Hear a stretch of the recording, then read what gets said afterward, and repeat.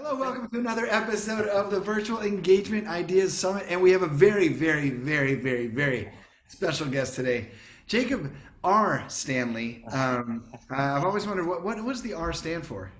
Randall, it is my dad's middle name. Cool. So, yeah. Cool. I know that's in your email, Jacob R. Stanley.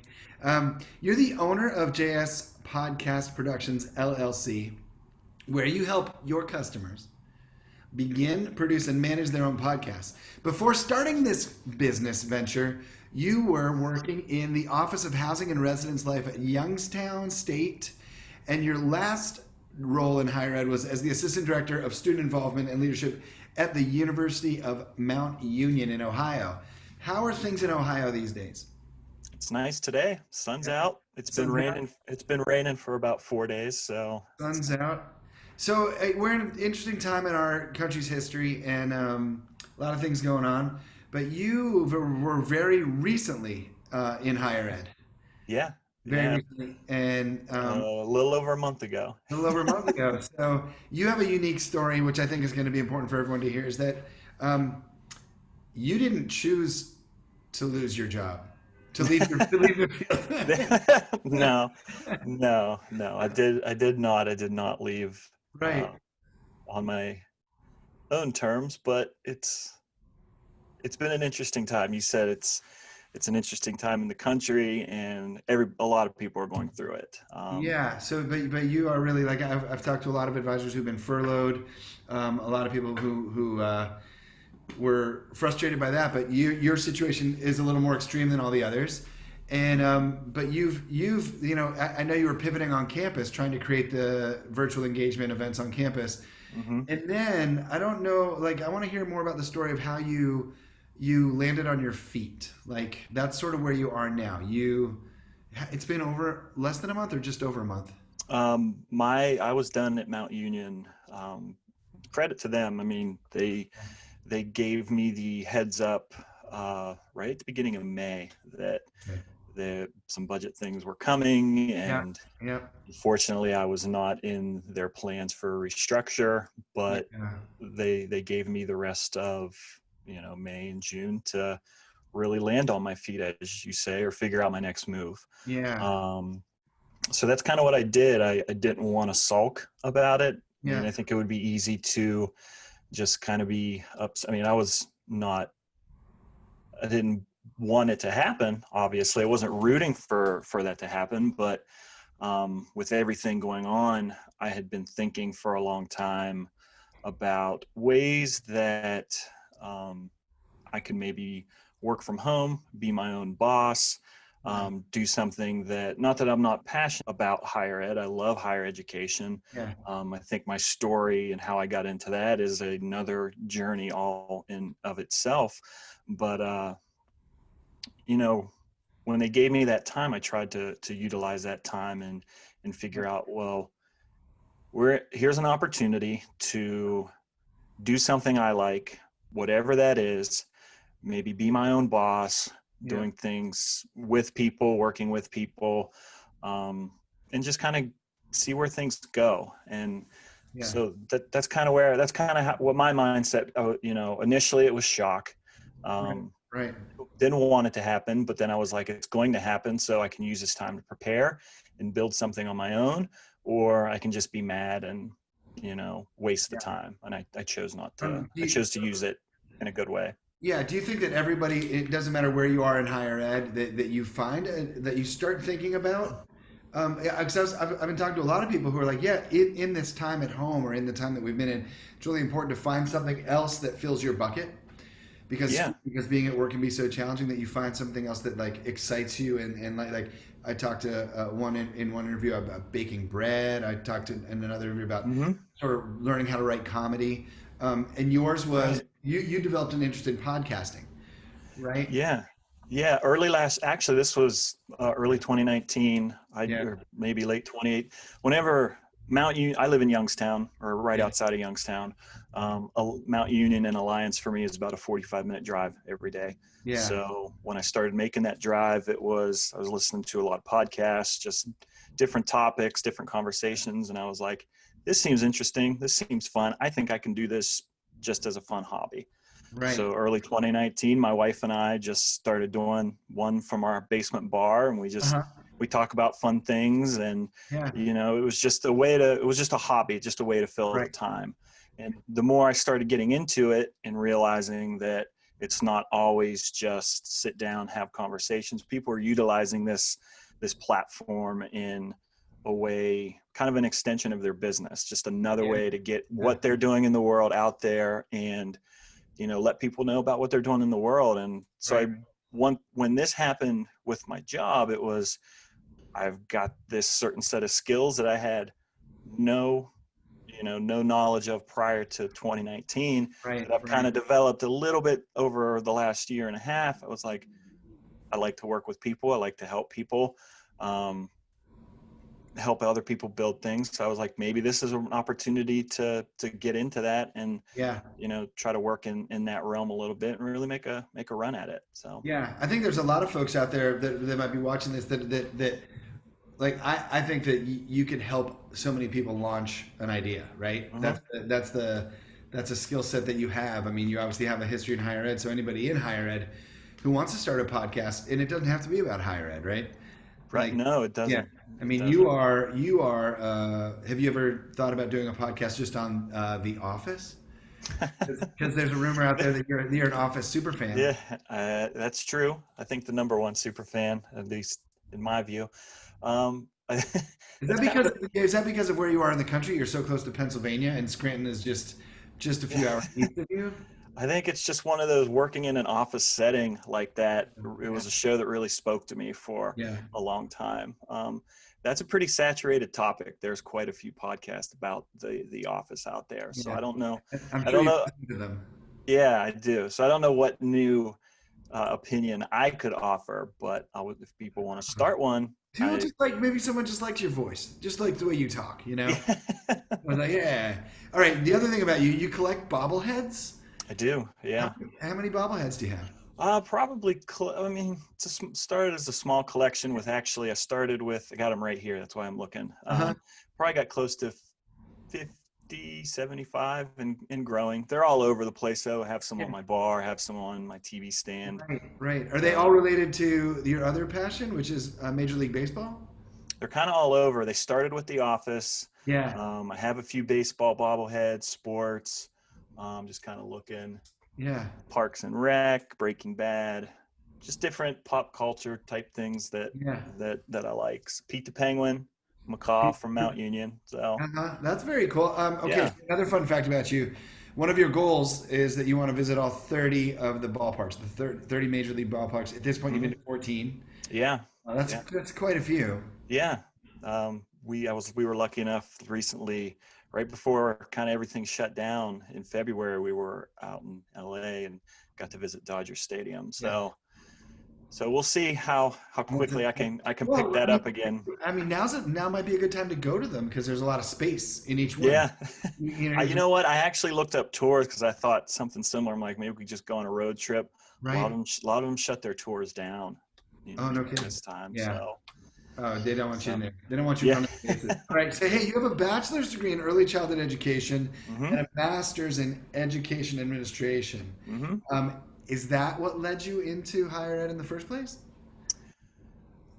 No, actually. What led me into higher ed is I was an RA at YSU in my undergrad years. Yep. Yep. Built some pretty good connections with people working in the housing office through that role.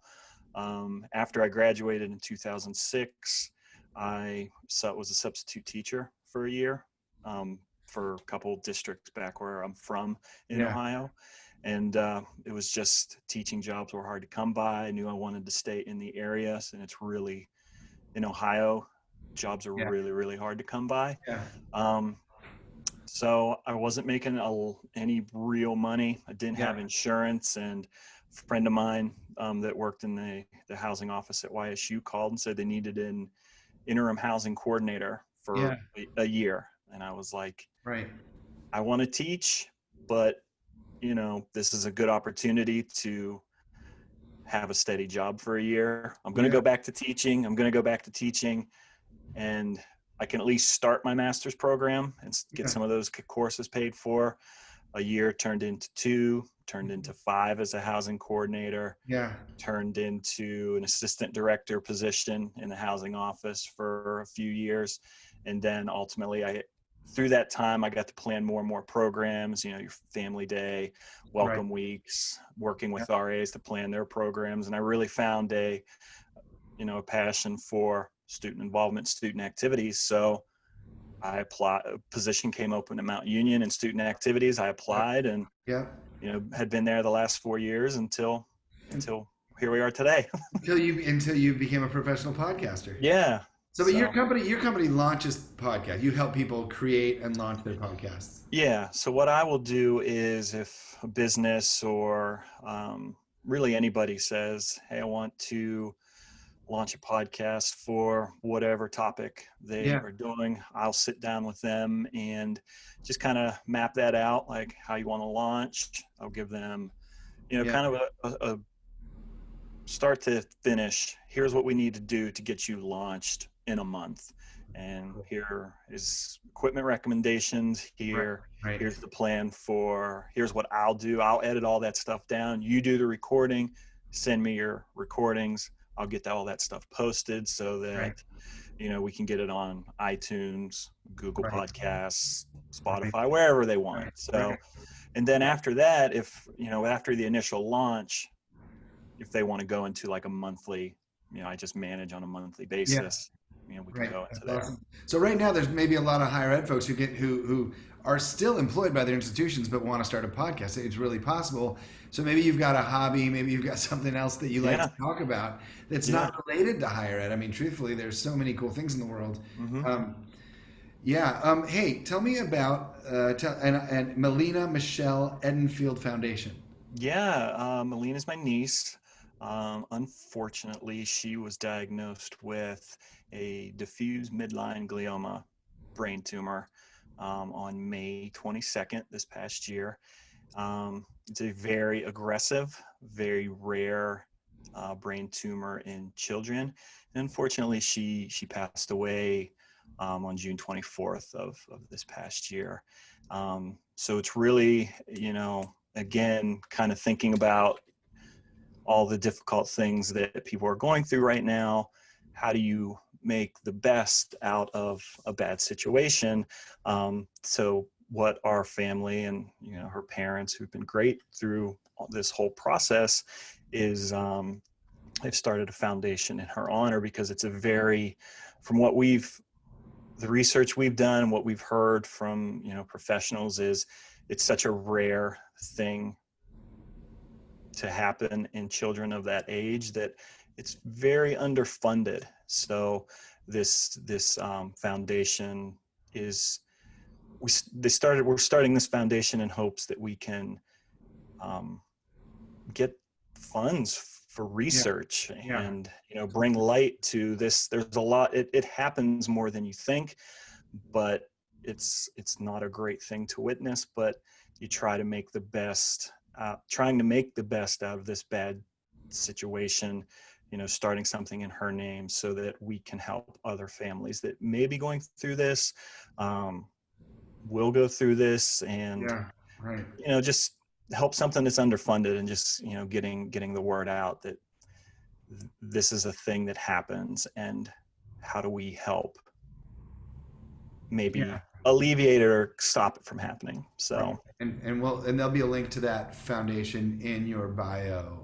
yeah, So we thank can you. check Yeah. that. Great. Yeah, absolutely. I'm really sorry about that.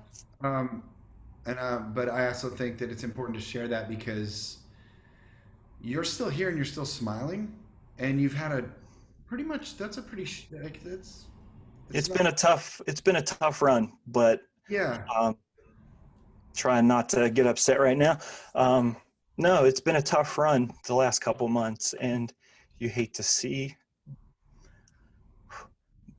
so many people are struggling right now. So it's trying to make the, like I said, trying to make the best out of a bad situation, and, really shedding some light on it, and really just helping other people is kind of our focus and our goal right now. So, yes, it sucks, and it sucks for our family, and it's something we'll go through for a long time. But um, if there's anything good that can come out of it, then we're going to try to do that and make the best Yeah. of it. So, Yeah.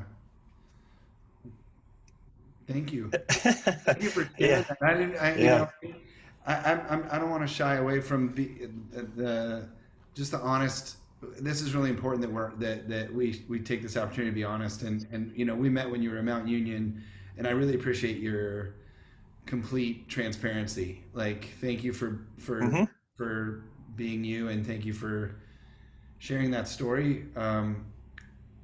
Again, I keep thinking, I'm thinking as we do these that we do have an audience, right? And hmm so that's stuck in my head. This is a very personal conversation, but I'm also fully aware that there's somebody that may watch this, and how important it is that you unhesitatingly were completely honest. So thank you for sharing that example, yeah, and and hopefully that will help all of us keep things in perspective, yeah, right? yeah. I mean, I think it's all about that. It's, everybody's going through their things, and I don't want to sit here and say my story is the saddest story in the world and nobody's got it worse than me, because I'm sure people are struggling out there. So, with with everything, we're going on 5 months now of Yeah, uh, these kind of settings. I didn't know what Zoom was before yeah, right, mid-March, and now it's like a lifeline. So, right, finding ways to reach out and interact with each other, yeah, will help everybody, and especially those that are struggling right now. yeah. So that you don't know about and you don't see. No, we don't know. Um, well, I hope you start a lot of podcasts. I do too. Thank you. Yeah, I know that I'm gonna pay more attention to what you're doing. Um, yeah, I appreciate your time today. I know Yeah. that you've been busy, and it's good to see you.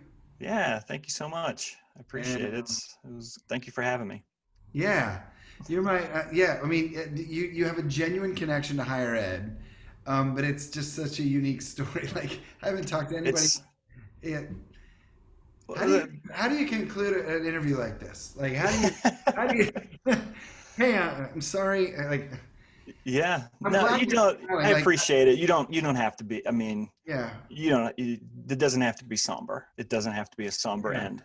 yeah. Right. Um, Okay, thank you.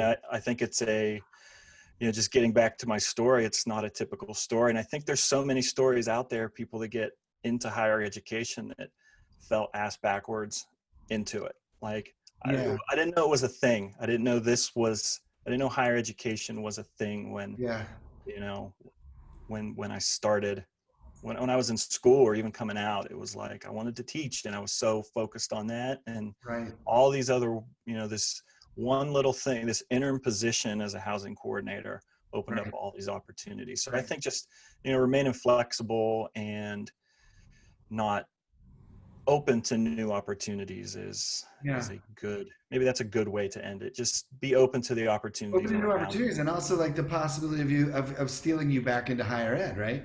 Yeah, I'm always open. Yeah, yeah, I think there's an opportunity there to, with podcast and working in yeah. higher ed. I think there's a chance with everything we're going through right now to, schools are going to be, schools, universities, colleges, whatever, are going to be looking for ways to interact and stay engaged with their students. So Right, is right. that a way? Are there other things that, maybe we don't even know about yet that, that help schools and higher ed folks stay connected with the students? Because that's what it's all about Right. I in mean, no, higher ed. hold on. Yeah, Yeah, this is. yeah, yeah. I know. I'm blowing through. Yeah. Oh, no, that makes complete sense. Everybody else I've talked to is like, oh, we got to get on social media. Oh, we gotta. We don't email them. We get on social media. Great ways to stay in touch with your students. Mhm.